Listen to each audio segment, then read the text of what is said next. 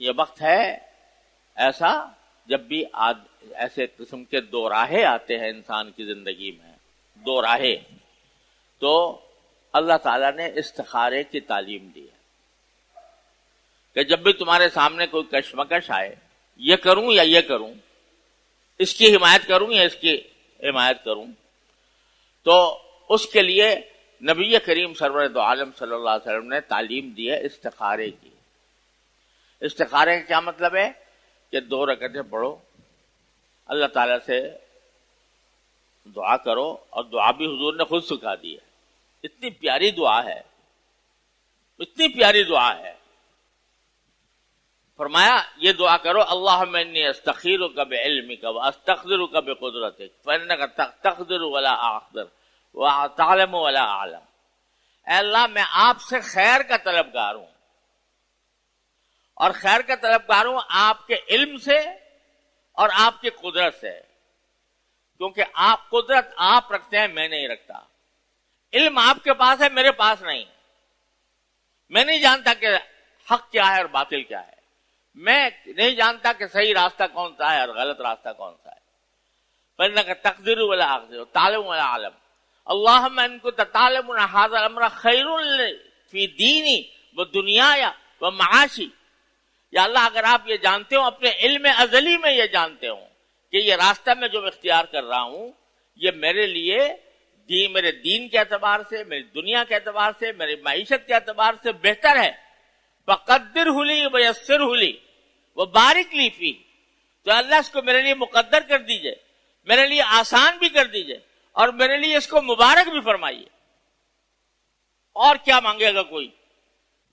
یا اللہ اگر آپ کے علم میں یہ بات خیر ہے تو اس کو میرے لیے مقدر کر دیجئے کہ میں اسی طرف جاؤں، اور میرے لیے اس کو آسان کر دیجئے، اور پھر میرے لیے اس کو مبارک بھی کر دیجئے، برکت بھی دیجئے۔ وَإِن كُنتَ تَعْلَمُ أَنَّ هَذَا الْأَمْرَ شَرٌّ لِّي، اور اگر آپ اپنے علم ازلی میں جانتے ہیں یہ بات میرے لیے بری ہے، فَاصْرِفْهُ عَنِّي وَاصْرِفْنِي عَنْهُ، تو مجھے اس سے دور کر دیجئے اور اسے مجھ سے دور کر دیجئے۔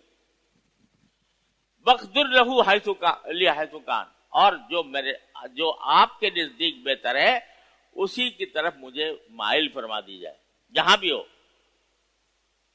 اِنَّكَ أَنْتَ عَلَّامُ الْغُیُوب، کیونکہ غیب کی باتیں تو صرف آپ ہی کو پتہ ہے۔ دنیا میں دھوکوں کا ایک بازار لگا ہوا ہے، ظاہر کے اعتبار سے بڑا خوشنما معلوم ہوتا ہے، اندر سے خراب ہے۔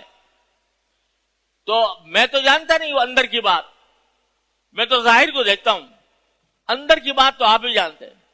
لہذا جو حقیقت بات ہے وہ مجھ پر کھول دیجئے، مجھے اس پر عمل کرنے کی توفیق دے دیجئے جہاں بھی ہو، اور مجھے دھوکے سے بچائیے۔ تو یہ دعا تلقین فرمائی ہے نبی کریم سرور دو عالم صلی اللہ علیہ وسلم نے ہر ایسے موقع پر جب انسان کسی کشمکش سے دوچار ہو، 2 راستے ہیں اس کے سامنے، تو بعض اوقات دھوکہ کھا جاتا ہے، ظاہر سے دھوکہ کھا جاتا ہے، باطن سے خرابی ہوتی ہے، تو تلقین یہ فرمائی گئی ہے کہ اللہ سے رجوع کرو۔ اور یہ ساری دعا جو ہے نا استخارے کی، حضور اقدس صلی اللہ علیہ وسلم نے باقاعدہ لوگوں، اسد اللہ بن مسعود رضی اللہ عنہ فرماتے ہیں کہ میرے ہاتھ پکڑ کر مجھے سکھائی آپ نے کہ جب کبھی ایسا ہوا کرے یہ دعا کیا کرو، 2 رکعتیں پڑھ کے یہ دعا کیا کرو۔ اور امید یہ ہے کہ جو بندہ اللہ تعالیٰ کے طرف صدق دل سے رجوع کر کے جب یہ استخارہ کرتا ہے تو پھر اس کو صحیح راستے کی ہدایت ملتی ہے۔